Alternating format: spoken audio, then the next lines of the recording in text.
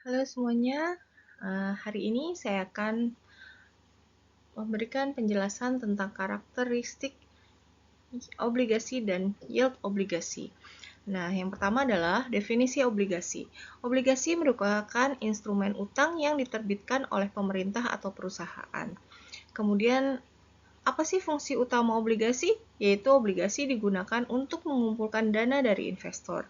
Kemudian imbalan apa sih yang didapat para investor? Yaitu investor mendapatkan bunga tetap sebagai imbalan atas investasi mereka. Kemudian jangka waktu obligasi. Obligasi memiliki jangka waktu tertentu yang ditetapkan oleh penerbitan. Kemudian keuntungan investasi obligasi, yaitu obligasi menawarkan pendapatan tetap menjadikannya pilihan investasi yang menarik. Kemudian yang terakhir adalah diversifikasi portofolio. Investasi dalam obligasi membantu mendiversifikasikan portofolio investor. Nah, kemudian jenis-jenis obligasi dan karakteristiknya, yaitu satu, obligasi pemerintah, obligasi yang dianggap paling aman didukung oleh kekuatan ekonomi negara. Kemudian, obligasi korporasi diterbitkan oleh perusahaan, menawarkan bunga lebih tinggi dengan resiko lebih besar. Kemudian ada juga obligasi daerah atau municipal bonds, ditawarkan oleh pemerintah daerah, seringkali memiliki keuntungan pajak. Kemudian yang terakhir adalah obligasi internasional, diterbitkan di negara lain, menambah resiko mata uang dalam investasi. Apa saja sih komponen utama obligasi? Yaitu satu, nominal atau face value, yaitu jumlah uang yang akan dibayar kembali saat obligasi jatuh tempo. Kemudian ada kupon, yaitu tingkat bunga yang dibayarkan kepada pemegang obligasi. Dan yang ketiga adalah tanggal jatuh tempo, tanggal di mana nilai nominal obligasi dibayar kembali. Kemudian yang keempat adalah harga pasar, harga obligasi di pasar sekunder yang dapat berfluktuasi berdasarkan kondisi ekonomi. Faktor yang mempengaruhi harga obligasi. Satu, yaitu suku bunga. Kenaikan suku bunga menyebabkan harga obligasi turun dan sebaliknya, sehingga mempengaruhi keputusan investasi. Yang kedua adalah inflasi. Naiknya inflasi dapat mengurangi daya beli dari pembayaran kupon obligasi, mempengaruhi nilai real yang diterima investor. Kemudian yang ketiga adalah resiko kredit. Risiko gagal bayar dari penerbit obligasi dapat mempengaruhi harga pasar, terutama pada obligasi dengan peringkat kredit rendah. Dan yang terakhir adalah waktu hingga jatuh tempo. Semakin pendek waktu hingga jatuh tempo, semakin kecil volatilitas harga, memberikan stabilitas bagi investor. Nah, kemudian kita akan membahas tentang yield obligasi.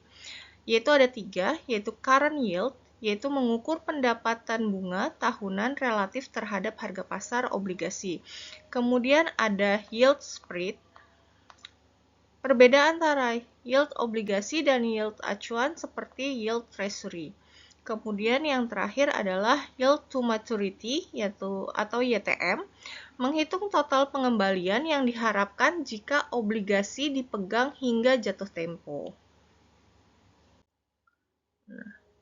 Pengaruh suku bunga terhadap yield obligasi, yaitu suku bunga naik. Ketika suku bunga naik, harga obligasi cenderung turun, menyebabkan yield obligasi meningkat. Nah, saat suku bunga turun, sebaliknya. Ketika suku bunga turun, harga obligasi cenderung meningkat yang mengakibatkan yield obligasi menurun. Kemudian yang terakhir adalah durasi. Obligasi dengan durasi lebih panjang lebih sensitif terhadap perubahan suku bunga dibandingkan obligasi dengan durasi lebih pendek. Kemudian ada analisis resiko pada investasi obligasi itu sendiri, yaitu ada resiko inflasi, yaitu peningkatan inflasi dapat mengikis nilai real dari pengembalian yang diterima dari investasi obligasi.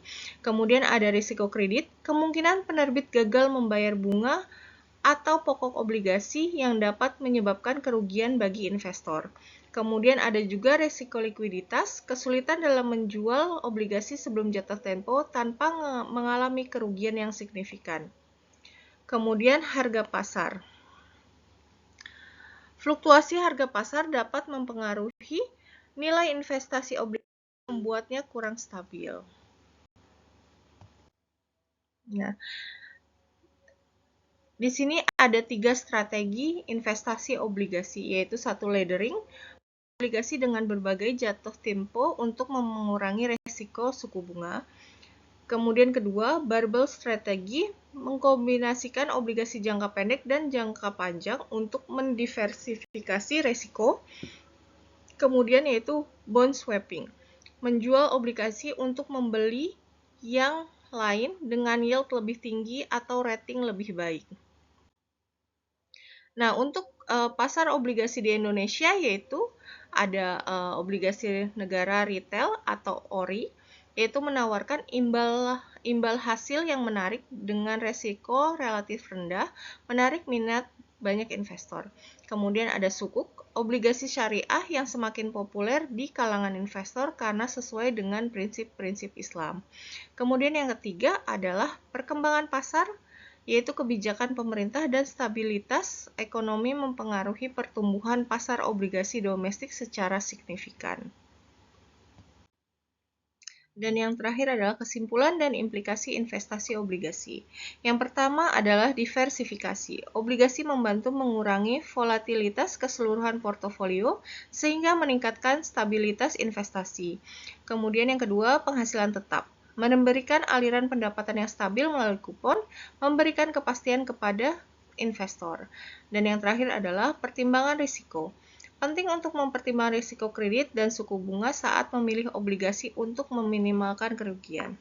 Baik, demikian penjelasan saya tentang karakteristik obligasi dan yield obligasi. Semoga membantu. Terima kasih.